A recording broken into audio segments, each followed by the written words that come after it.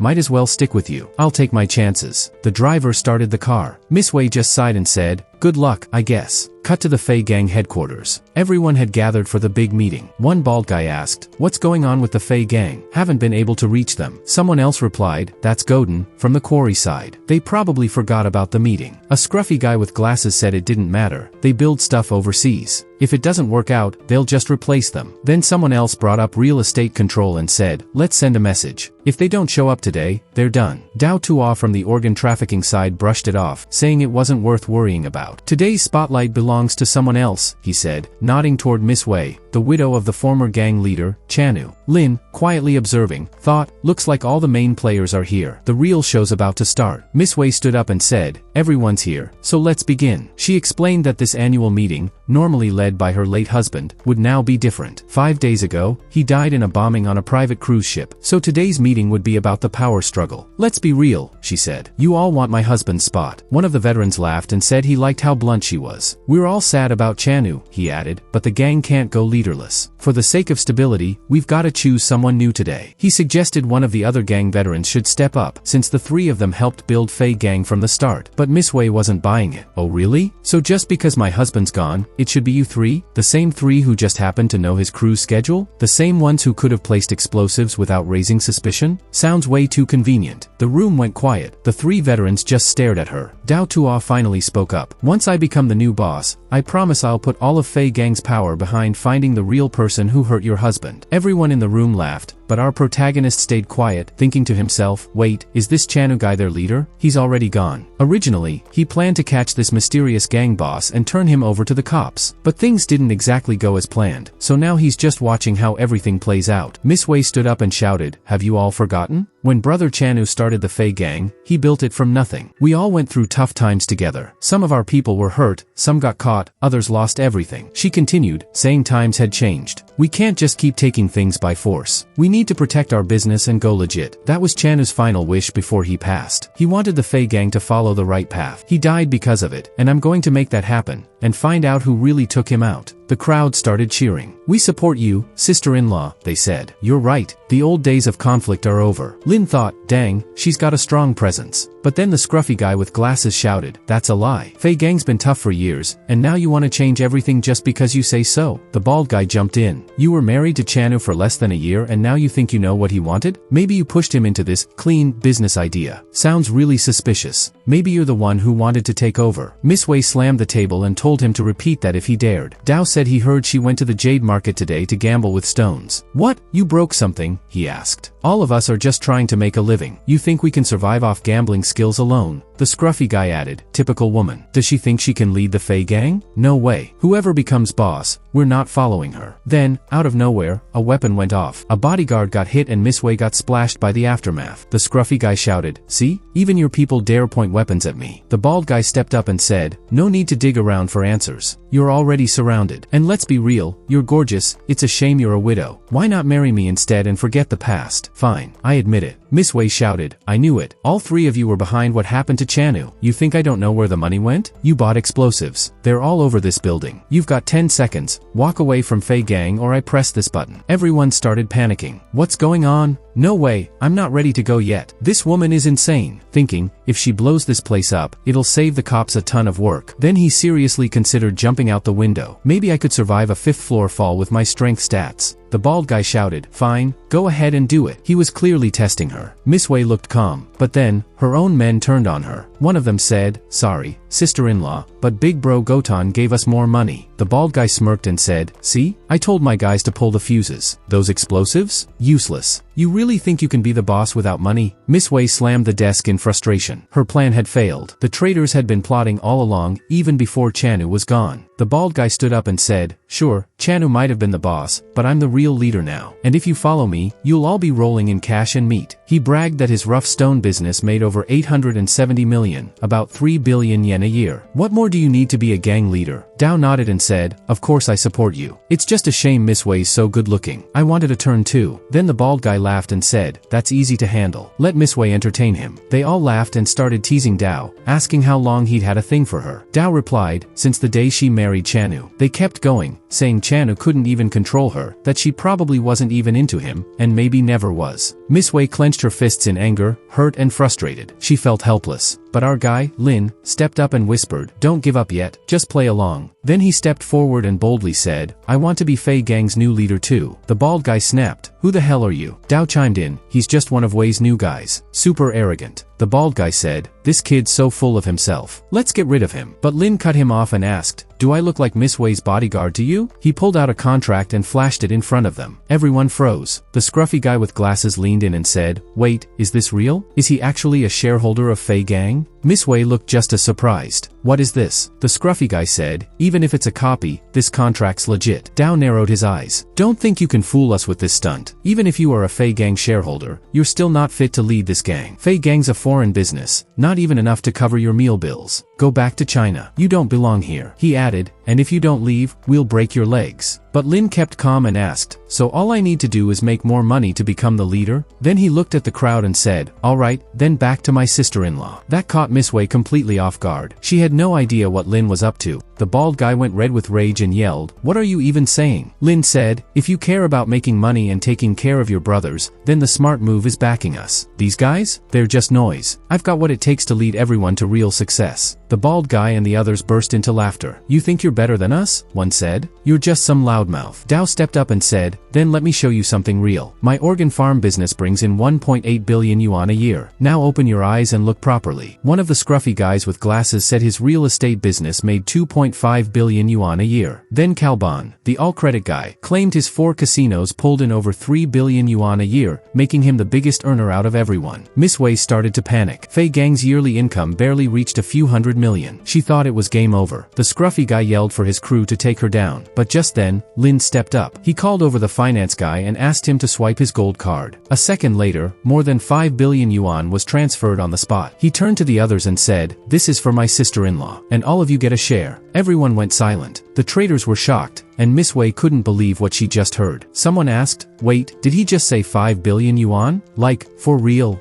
Another dude scratched his head. I'm not great at math. How much does that mean for each of us? One guy quickly did the math and said, there's around 3,000 brothers in the Fei Gang. That's over 1.4 million yuan each. Another guy gasped, bro, I wouldn't make that much in a lifetime working as a small-time gang member. Lin stepped in and said, if I've got billions, I can definitely share some. You saw those guys flexing earlier, right? But what do they really offer? Then he asked the crew, what if you followed your sister-in-law instead? You'd be eating steak wrapped in gold foil. You'd be living large, no more hiding, no more jail time, no more people getting hurt. Just clean money, high pay, and a chill life. The room got real quiet. Then someone said, no matter what side I was on before, my sister-in-law is my sister-in-law. Another guy added, I'll follow her till the end. Miss Wei stood there stunned. The bald guy and his crew started freaking out. Things weren't going how they planned at all. Everyone now looked at Miss Wei like she was some kind of hero. She realized Lin flipped the whole situation with just a few words. She couldn't figure out who he really was. Meanwhile, Lin thought to himself, gang members are still gang members. Loyalty only lasts as long as the cash flows. With money, I can make them dance like kids. Dao Tua tried to act calm and said, you're good at this, sister-in-law. No wonder Chanu listened to you. You must have predicted Lin would show up years ago. She replied, don't say nonsense. But Dao snapped and said, only strength matters now, and sent his guys in to start a fight. Right then, Lin shouted, alright brothers, time to go home. Boss Chanu has a bounty out, 100 million yen for each of those 3 traders. Miss Wei froze and muttered, wait, I didn't say that. But it was too late. The guys shouted, for Boss Chanu, my blood's boiling. I'm taking one down no matter what. Then chaos broke out as they all rushed in, turning on each other. Lin quickly warned Miss Wei to stay alert and then picked her up to get her out of harm's way. Miss Wei, still totally chill, didn't realize she was next in line. Lin caught her just in time, keeping her from getting hurt. He said, right now, I don't care what happens to me, but you've gotta stay safe. Then, the bald guy jumped on a table and shouted, calling them names and saying it was over for them. But our guy was ready. He used some old-school Chinese street tricks and threw coins straight at him. They hit hard, even pierced his hand, making him scream and drop his weapon. Lin snatched the weapon midair and aimed it right back. He didn't waste time. The bald guy immediately regretted everything. Lin smoothly reloaded. That cool move bumped Wei Shuman's favorability up by 20%. The other henchman panicked and tried to run. Lin spotted it and called out, you really think you're gonna escape? He dashed after them, clearing the way like he was in a video game. He finally caught up to them on the stairs. One of the guys raised his weapon, but before he could do anything shady, a woman stabbed him out of nowhere. Lin had no idea what just happened. That same woman turned and stabbed another one of the guys. The man shouted, what's wrong with you? Lin quickly yelled, stop, don't finish them. She paused and looked at him, then kneeled and handed over the knife, saying, I belong to you. If you hate me, you can finish me off. Do whatever you want. She was clearly unhinged. She added, please don't hate me for lying. I'm thankful you're here. I want to follow you, be your most loyal servant. You're just too good looking. Lin thought, what the heck is up with this girl? She's on a whole different level. He told her to calm down and put everything on hold. There were more important things to handle right now. Just then, the police burst in, yelling for everyone to open the doors. One officer pointed out the crazy woman and Dao Tua, saying they were from the Fei gang. They ordered their team to find the undercover agent and protect him. The team confirmed and moved fast. Aodong thought, I shouldn't have taken this risky mission. I just hope Lin stays safe. That boosted her affection by 10%. Lin grabbed Miss Wei and told her, there's a huge police force downstairs and the door's locked. Head for the roof. Get on the chopper and escape. She asked how that was even possible, but he said, we'll buy you time. You just go. All the subordinates spoke up too, swearing they'd protect their sister-in-law at all costs. She didn't understand why he'd sacrifice himself like that, which increased her trust in him even more, now at 41%. Still, Lin thought to himself, I'm sorry, guys, but none of you are clean. If you broke the law, you gotta face the consequences. He knew they'd have to stay and deal with the police. Lin was just thinking ahead. If something slipped through the cracks and Wei Shuman was in danger, he had already given her 5 billion. And if he did end up in jail, he was already figuring out how to keep making money behind bars. Just then, Wei Shuman grabbed Lin by the shirt and held on tight. He was like, what the heck? Cut to the outside, a helicopter hovered over the area. Inside, Wei Shuman apologized, saying she couldn't let her savior stay behind. She stared out the window with a bittersweet look, thinking how the entire base was now destroyed. But compared to blowing it up herself, this wasn't too bad. Then she turned to Lin and asked what she really wanted to know. Why did you help me? Who are you? Lin just smiled and said, that stuff doesn't matter. He thought to himself, if she finds out I'm an undercover cop, she might freak out and jump out of the helicopter herself. But Wei Shuman leaned closer and asked again, are you sure it's not important? Then she dropped a bomb. Do you know why I married Chanu? It's because I like strong, ambitious, crazy men. That's the kind of guy I was meant to be with. Too bad we didn't meet sooner. She looked away and said once they got off this helicopter, they'd probably never see each other again. Suddenly, boom, projectiles hit the chopper. Everything started shaking. What's going on? Someone shouted. The helicopter started losing control, spinning and dipping into the trees. The crash left them stranded in the middle of nowhere. Backtrack a bit. A few hours earlier, while Wei Shuman and Lin were having their moment, one of the bad guys from earlier popped out and started firing like a maniac, screaming that he was taking them all down with him. Just in time, that redhead undercover agent shot him down. But the damage was already done. The tail rotor was broken, and the pilot got hit too. Wei Shuman couldn't believe it. What now? She asked. Lin stayed focused, alert. She clung to his arm and said, well, since we might not make it out of this, there's one thing I want to do. Before he could respond, she leaned in and kissed him. He froze. Seriously?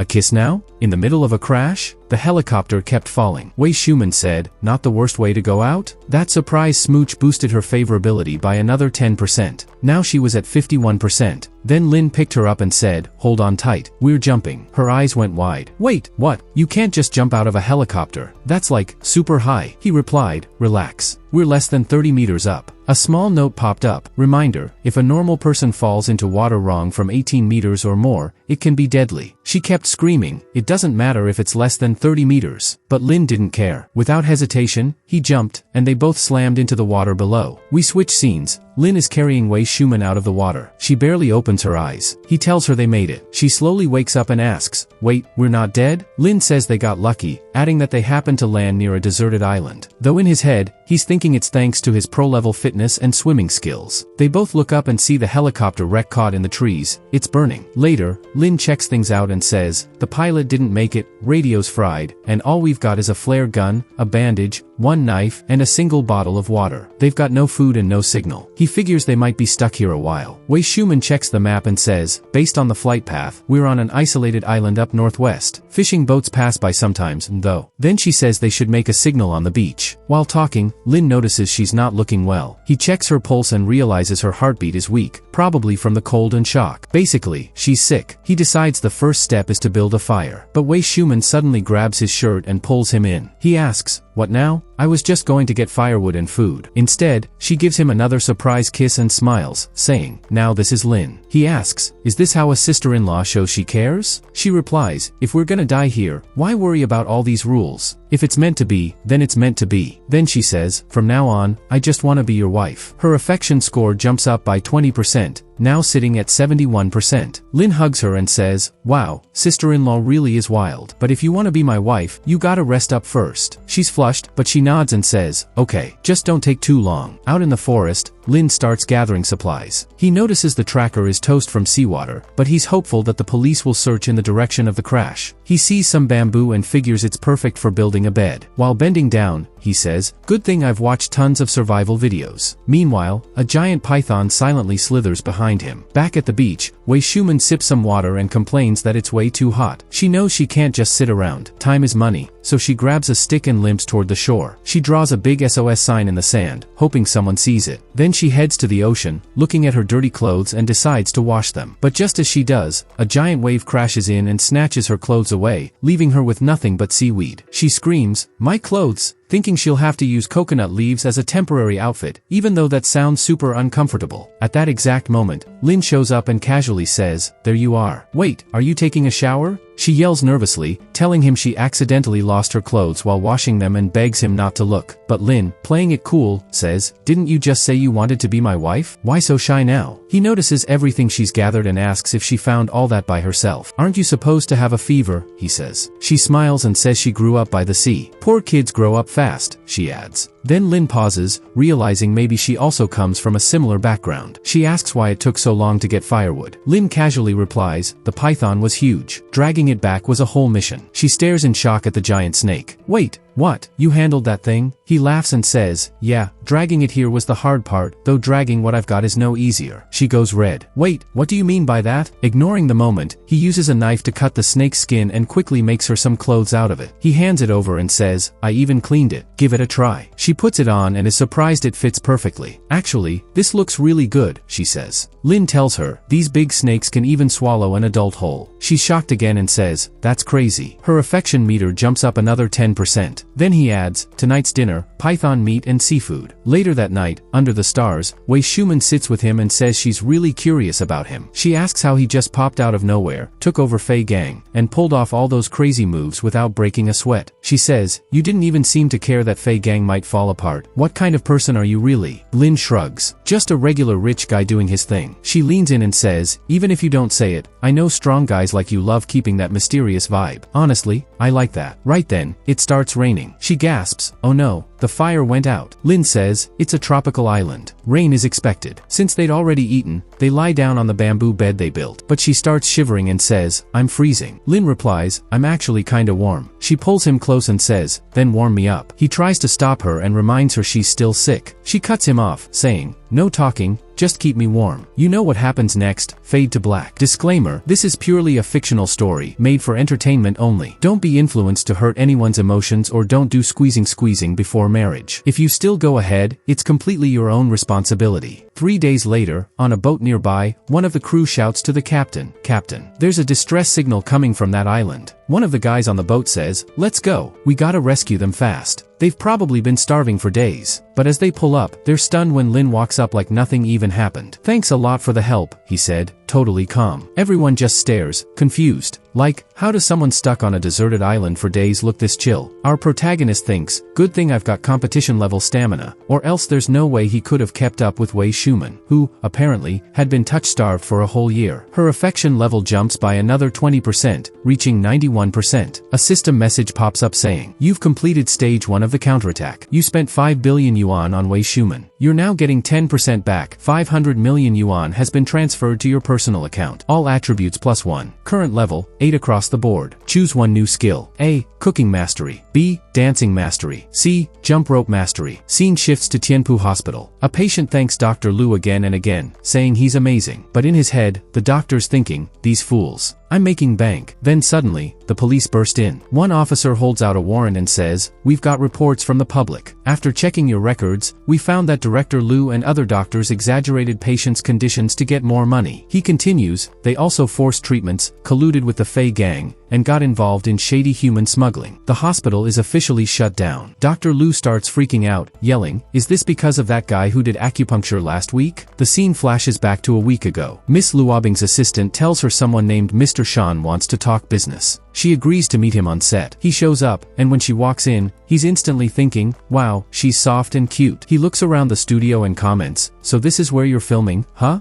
Not exactly a big budget production." He glances across at another set and says, "That one's way more advanced." In his head, he's thinking this team is just riding the wave of controversy to score money off a low-budget flick. This setup is so basic, he says. And he says the production budget was 2 million yuan, and yeah, it's been tough earning money. She gets irritated. Just get to the point, she says. He finally says, alright, I'll invest 8 million yuan into your film as promo money. Let's be real, marketing matters more than the movie now. With my help, it's guaranteed to blow up. Trying to act chill, he adds. No need to get emotional or anything. We'll split the profit 70 to 30, with you getting 30%. But if you want a better deal, I'm open. Business is business. She keeps a calm face and replies, thanks, but I'll pass. My series cost 50 million. The guy freaks out and says, how's that even possible? Luo Bing tells her assistant, Shaolin, fire him. She calmly says to Mr. Shan, please leave. But he snaps, what do you mean leave? A small company can't possibly spend that much on a production. You're obviously just hiking up the price. Then the assistant steps in and says, actually, you're mistaken. This entire studio is rented by our company. Every single set here belongs to us. So if you don't leave now, you're basically trespassing on private property. He goes silent. Meanwhile, we see Luo Bing texting Lin. She says some final adjustments will be done by tomorrow and asks if he's coming. But he sends back a picture and says, I'm heading to Myanmar. Might be a few days before I'm back. She replies, no way. He thinks to himself, she's a movie star. Of course she wants to travel the world. He probably doesn't have time to mess with a small production like this. Then she gets another message from Carolyn reminding her not to skimp on the promo and distribution budget. She even says, I'm transferring more funds so you've got plenty to work with. You still have over 300 million left. Lin jumps in and says, it's fine. Don't always try to save money. Spend 200 million on promotion, then announce the sequel. Production for that should start with at least 100 million. If you need more, just ask. She doesn't even know how to respond. Lin texts her again, just be good. I can't keep chatting. I'm boarding the plane. Blushing, she thinks, wow, he really trusts me. I can't let him down. I have to make this movie perfect. Time passes, and she keeps updating him on the film's progress. At one point, she sends him a cute photo of herself in a schoolgirl outfit. Lin replies, looks great. She sends a crying emoji and says, ugh, I just realized it's out of focus, and I didn't notice what's in the background. Lin texts back, don't worry, I didn't see anything. She also tells him about the argument she had with that producer guy. Her assistant calls out, Miss Luo Bing. She turns and asks, what is it? Her assistant jokes, you've been super distracted lately, got a boyfriend or something. Luo Bing just laughs and says no. Then she asks why she was called. The assistant says, the last 2 scenes are done. Time to wrap it up. We see the team setting up equipment and preparing to shoot. She thinks, once this is all finished, I'll be able to repay Lin. He put his faith in me. I've polished this script for ages. I can't let it fail now. Time flies, and now it's just 5 days before the movie premiere. On TV, we see a host greet the audience on the final episode of Endless Entertainment, featuring the rising star Luo Bing. She introduces herself with a smile. The host says, you've gotten even more beautiful lately. Girls who work hard really shine. She talks about how Luo Bing exposed Gue fans' shady actions and broke free from an unfair contract. Now the internet calls her a strong woman who stands up for herself. Luo Bing just laughs and says, netizens are too kind.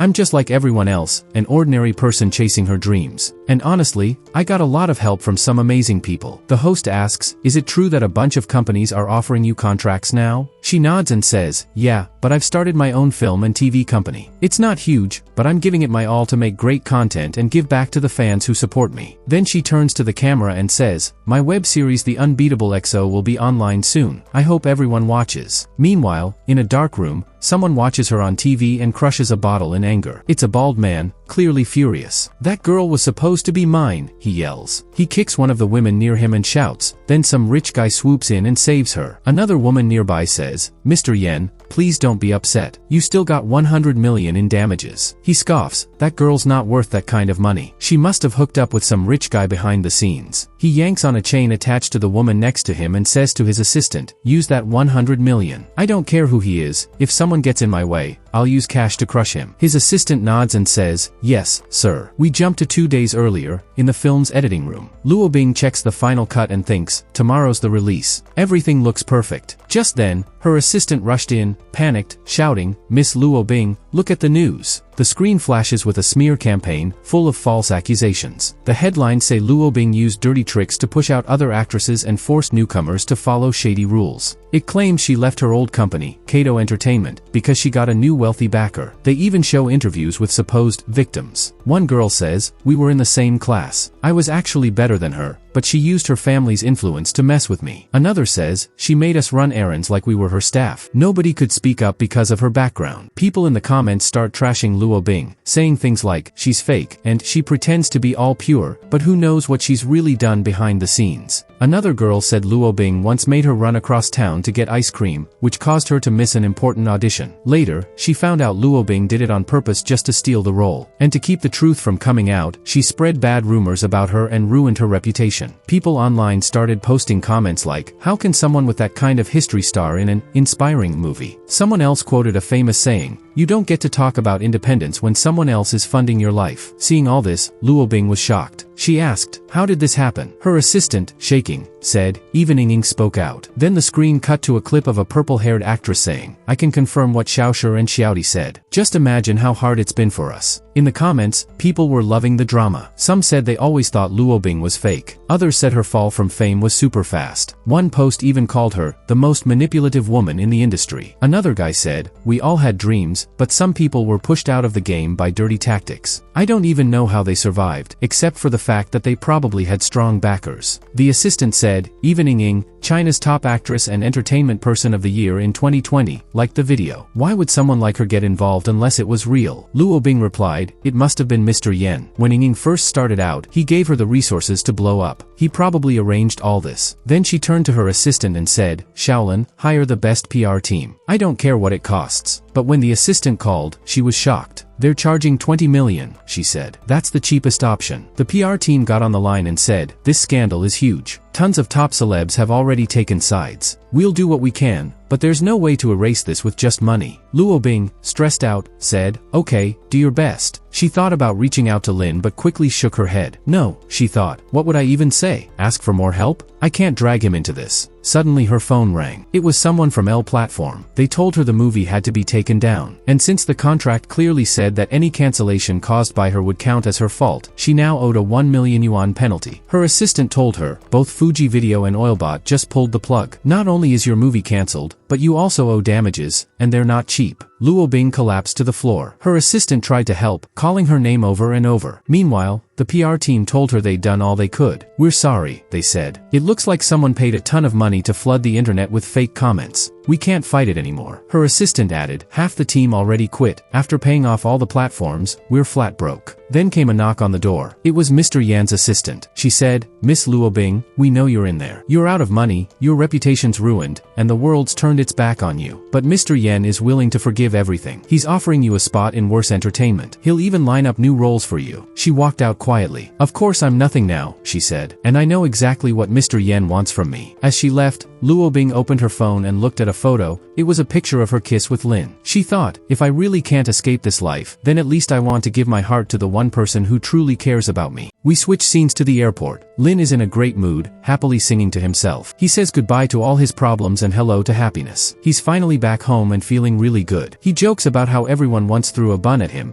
and Wei Shuman asks if he wasn't supposed to go hide out in the Philippines for a while. Lin says yeah, that was the plan, since people are still looking for him. He just wants to lay low until things calm down. Then she casually asks Lin if he wants to join her in the Philippines. Lin replies that Wei Shuman must have forgotten. Nobody's looking for him in China anyway. Wei Shuman laughs and says it's crazy, but he's actually the kind of man she likes, then tells him to keep talking. Anyway, we skip to the present, at the airport exit. Lin is thinking to herself about how she once gave Wei Shuman 200 million yen, hoping that it would keep her safe from getting into trouble in the Philippines. Just then, he gets a call from Luo Bing. He answers and says her timing is perfect. He just got back to China. Luo Bing apologizes for bothering him and asks if he can come over to her place because she has something really important to tell him. Lin is surprised but says, of course, I'll come right away. Now we move from the theater to an apartment building. Lin is walking through the hallways, heading toward room 306 on the 3rd floor, where he thinks Luo Bing is staying. As he walks, he notices a shadow following him. Suddenly, there's a flash, and someone tries to run. Lin realizes someone's trying to escape and immediately starts chasing him at full speed. The person dodges everything in his path and reaches the elevator. Just before the doors close, he smirks at Lin and tells him to back off. Right after that, the guy sees a hand force the elevator doors open. Lin, frustrated, says, "Didn't you see what just happened?" The person replies nervously, "No, I wasn't paying attention." Lin then grabs the guy and says they're going to have a talk. Out in the 3rd floor hallway, Lin starts questioning him. Turns out, the guy is a paparazzi who came specifically to spy on Luo Bing's financial partner. Lin asks if it's true that this person hasn't been seen in 2 days. Someone mentions that the paparazzi was so scared, he ran around without pants. They ask him if he knows about the recent big incident, and he says he just had a gut feeling that something major was going on, so he came to investigate. After that, Lin arrives at the apartment. When the door opens, he's surprised to see Luo Bing in a super revealing outfit. Honestly, anyone would be surprised. She tells Lin that he trusted her and even invested a lot of money in her, but she ended up letting him down. She says she doesn't know how she'll ever pay him back, and now she has nothing left, just herself. So, she awkwardly asks if he's willing to accept that kind of repayment. Lin is clearly flustered and thinks, oh man, this outfit is way too much, and he starts blushing. In his head, he reminds himself that he's a serious guy, basically like a military commander, but he's terrible at handling emotional stuff like this. Just then, the paparazzi from before peeks in again and says something about Luo Bing having secret deals going on. Embarrassed, Luo Bing quickly covers himself up. To stop him from seeing anything else, Lin pokes the guy's eyes. Later, when things calm down, they all sit and talk. The photographer tells Lin that even though he's young, he's actually the financial backer of Luo Bing. But he works at a regular investment company, and apparently, the entire house collapse situation was planned by a man named Mr. Yen Jianzeng. Lin tells the guy that he's said enough already. The paparazzi admits he's pretty well known, then asks if he can speak honestly, because after this, he probably won't be welcome in the industry anymore. He says his whole report might offend one of the top entertainment company bosses, but he sees this as a great opportunity. He's been sitting on some sensitive info for years, afraid to share it because of how powerful Mr. Yen is in the industry. But now, he finally sees a chance to use it. He tells Lin that he has some serious dirt on Yen Jianzeng. He's had it for years. It's a big deal. But he warns Lin that once it's exposed, they'll need to destroy all the files, because Yen Jianzeng's temper isn't something even the rich can handle easily. In his mind, the paparazzi is also thinking, let's see if this guy is really as fearless as he acts. He goes on to say that the materials are super valuable, not something you can just buy for 10 or 20 million. He adds that once this goes public, even the major platforms will be under pressure, and Lin will have to spend more money to handle the fallout. But he figures that's not a problem for Lin, since he can take a share of the spotlight and profits. The paparazzi then asks if Lin is seriously going to buy it. Lin doesn't even hesitate, he just says to pack up all the files related to those two people and name his price. Then, without blinking, Lin transfers 60 million yuan. The paparazzi are shocked. He says, wait, that was 60 million? Just like that? He was expecting Lin to offer something in the hundreds of millions. He's a little disappointed. Lin says the info is good to go, and tells him to organize people to spread the word. He wants some influencers to help create buzz. The more, the better. He also tells the girl that they'll shoot another promo video for Luo Bing, no matter the cost, and they'll get the top media outlets involved. Luo Bing realizes what he's trying to do and gets really worried. She tells Lin she has no money left. Because of this whole mess, all the money was used to pay back platforms and staff. Lin looks at her seriously and says, wait, what? Luo Bing hesitates, looking like she's about to apologize. But Lin suddenly laughs and says, you're amazing. He tells her it's incredible that she managed to spend over 300 million in just 2 days. He pats her on the back and says, not bad at all. We need talents like you. The paparazzi standing there are speechless. Then Lin says he'll invest a full billion. They'll renegotiate with platforms, bring in new employees, and hire the best PR people. He tells her not to worry about saving money. He wants to go all out and deal a major blow to the competition. The paparazzi, still shocked, asks, a billion? Is it really worth that much? But Lin firmly says yes, it is. Then he laughs and says, but who's talking about money? I'm talking about chasing a dream. His passion and energy create a strong impression, and just hearing Lin's name makes the impact even greater, boosting their popularity by over 30%. Luo Bing's public image now has 82% favorability. The paparazzi excitedly tells Mr. Lin that he's the best at this kind of thing and to leave everything to him. He promises to take care of it properly. Then he asks Lin if he still wants to distance himself from all this, but Lin laughs and says, compared to Yen Jianzeng, that guy isn't even qualified to shine my shoes. I'm not afraid of him at all. The paparazzi runs off, saying results will be ready by tonight. Not long after, the story exploded on social media. People are shocked, saying something big just happened. A user posts a huge reveal, saying there's been a major twist. It turns out that according to new info, the real person in charge isn't Luo Bing, it's someone named Ying. We also see that the actress who previously tried to defame Luo Bing got involved with a shady-looking bald guy. Now people are wondering, is this really Ying? And right after that, we get a glimpse of a man people suspect might be Mr. Yen, the rumored big boss behind Emperor Entertainment. Someone recognizes the voice and realizes it's definitely Yen Jianzeng. A girl turns to him and says, Mr. Yen, I've given you everything,